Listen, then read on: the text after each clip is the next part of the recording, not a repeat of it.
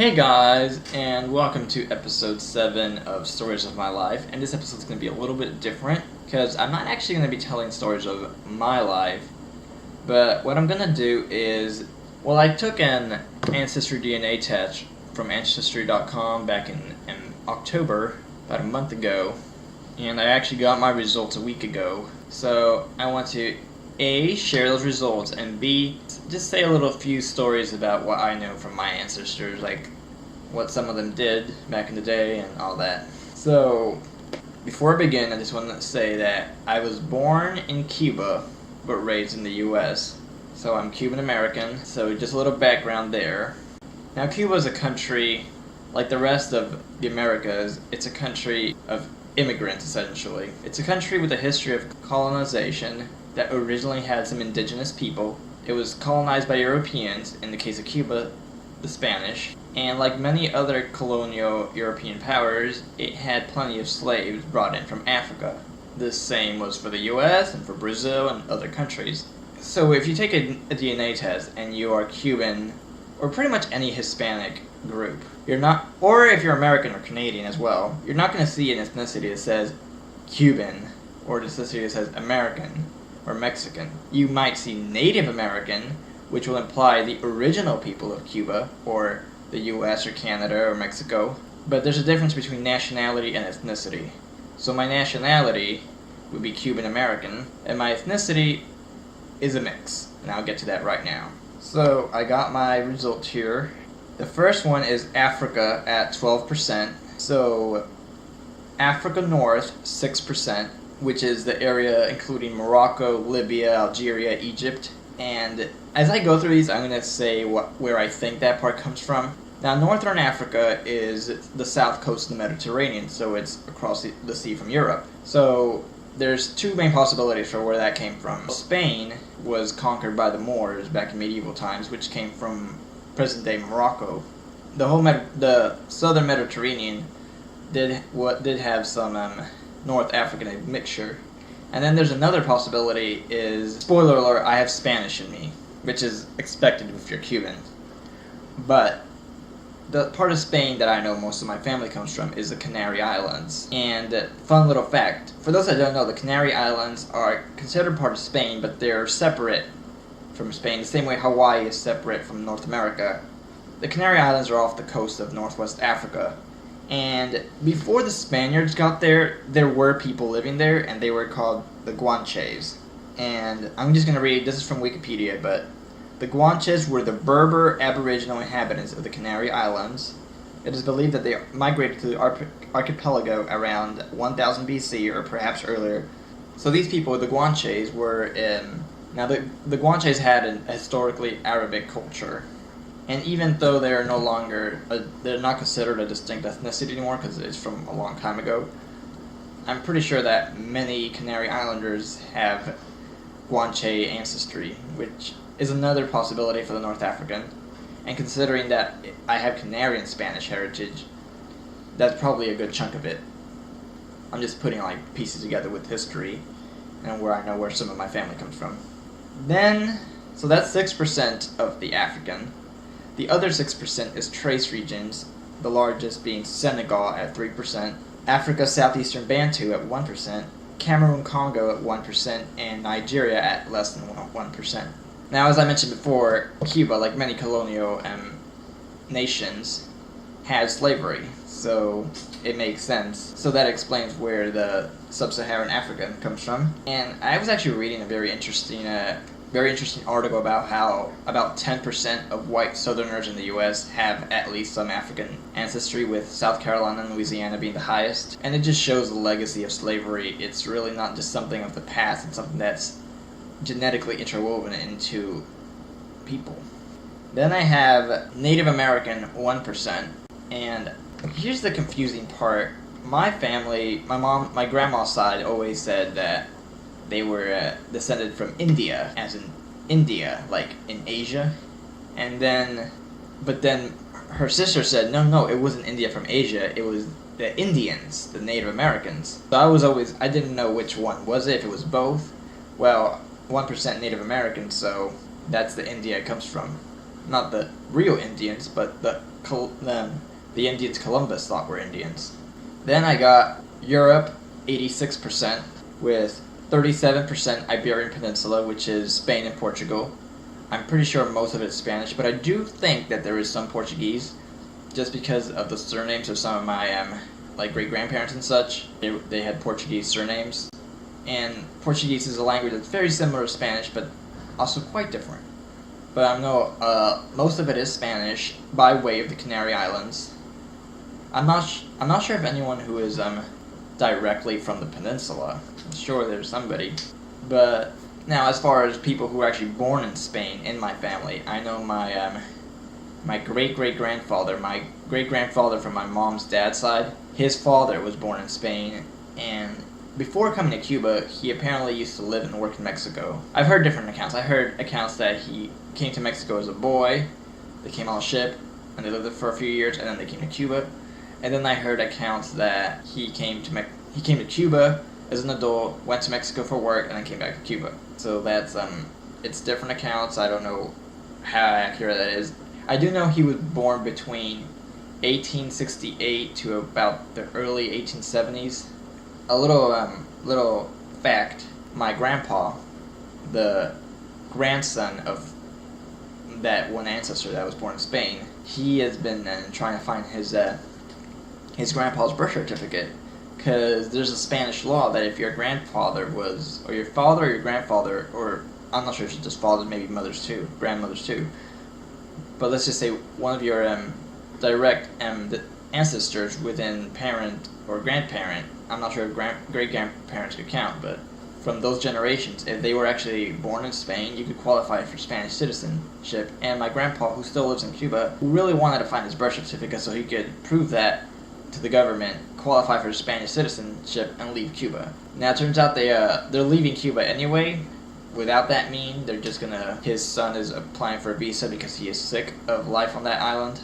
And the only thing that was keeping my grandpa from leaving was the fact that he had his son and his wife and grandchildren there, and he didn't want to leave them behind. But now that they all plan to come, he's like, fuck it. And I'm also pretty sure that my great-grandfather, who sadly passed away last year in December, from my mom's side, I'm pretty sure he has some Galician heritage, and Galicia is a part of Spain in the northwest. Very interesting culture up there. It's Spanish with some Celtic influence. I don't know much about that. That's just speculation looking at surnames, because they tell you something, but they don't tell you the whole story. Then I got Europe West, 23%, which includes France, Germany, Belgium, the Netherlands, Switzerland, that area. And at first I thought it was I wasn't sure where this came from. I thought it was probably like German. I was just a mix of German and French. But I actually, the day after I got my results, I talked to my grandma, and I asked her about what she knows from her side of the family, just so I could put pieces together. I didn't even show her my results. I was asking her first, and then she told me. She said one side is, like I told you before, she said one side is Indians, and then another side was from the Canary Islands, and she said another side was from the Low Countries. Low Countries is basically the region of Europe that is the Netherlands and Belgium and Luxembourg. So her great-grandparents from her mom's side were Dutch immigrants, and they have the surname Moss. So my great-grandma's maiden name is Moss, which is a very common Dutch surname. So that's actually pretty cool, and it showed up as 23%. Then I got Italy, Greece, 22%, and I'm not exactly sure of the specifics of this one, where it came from. It wouldn't surprise me if a lot of Italians went to Cuba. I mean, for God's sakes, they got Dutch. But this could probably come from both my parents. I know my dad's mom's maiden name is it's possibly Italian or possibly Spanish. Well, that's all I know from names. Actually, one of my great-grandmas, her maiden name is also possibly Italian and possibly Spanish. It could be from maybe all of them have some Italian. It could also possibly be from the Roman Empire, but since it's such a large number, it's probably much more recent than that. It could also be Greek, but I feel like it's most likely Italian, as it's closer to Spain and all that, so might be Greek too. Then 4% trace regions, I got Finland, Northwest Russia, 1%. This is really far back, so who knows where it's from.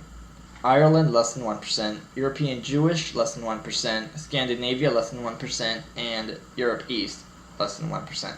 So that's it for Europe. Actually, I got literally every European ethnicity besides British. So that's interesting. Then the last one is Middle East at 1%. So that's in a nutshell. It's kind of scroll up so you can see everything.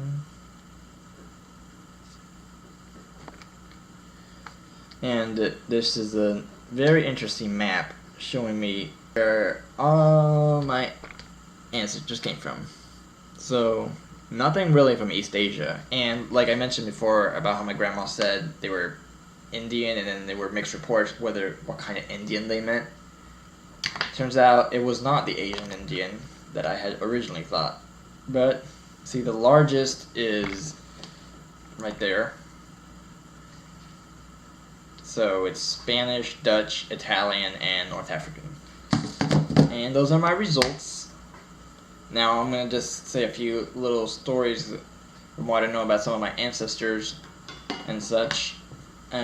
My great-grandfather from my mom's dad's side, he was an officer when Bautista was the ruler, the dictator of Cuba.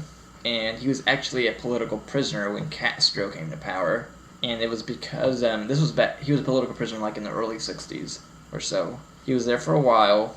It couldn't have been that long because one of my aunts was born in 1963. The same aunt who did not believe my cousin when she said she heard the wolf. Yeah. So he must have only been there for a few years, but the fact that he was a political prisoner actually made it easier for us to be able to leave Cuba. I'm not sure what the law was, or if it was some kind of amnesty or whatever, but we got the permission to leave the island as immigrants, thanks to my great-grandpa. So, yeah, my family's always had a personal vendetta against Castro, and his wife, my great-grandma, she had, I believe I don't know if it was an uncle or a cousin, but sometime in the 1950s, during the whole Cuban Revolution, he was actually killed by some of the pro-Castro side. He was killed by a bomb. The details of that are kind of, I don't know too much about it because, it was back in the 50s. My older relatives know more about it, but that's what I've been told. So that's another reason my family really has it against Castro. But yeah, my family actually has some pretty decent money, and then that guy came along and fucked everything up. And then we got all these little edgy college kids that hang fucking posters of Che Guevara on the fucking walls. Like, you don't know what a far left socialist Marxist communist society is like. It is not a cool edgy thing. Stop being a twat. Stop ranting about capitalism on your fucking iPhones, you fucking hipster douchebags. Anyway, rant aside, what else do I know? I explain what I knew about my great-great-grandfather, who was born a Spaniard. Suffice to say, there's not that much I know about what all my ancestors did. That's why I kind of want to put stories right now of my family, so the future generations of my family can maybe not hear of me being a political prisoner, but maybe they can hear about how my cousin got scared by a fake wolf alarm on Halloween, or how me and my other cousin asked for money so we could buy a chocolate factory. Those are my ancestry results. It's a few little things about, the people that came before me and my family. And I think doing this DNA test was very enlightening. It's very cool to know exactly where you come from by the DNA, that is. And it's kind of makes you wonder about how things were back then for like the people that you are descended from.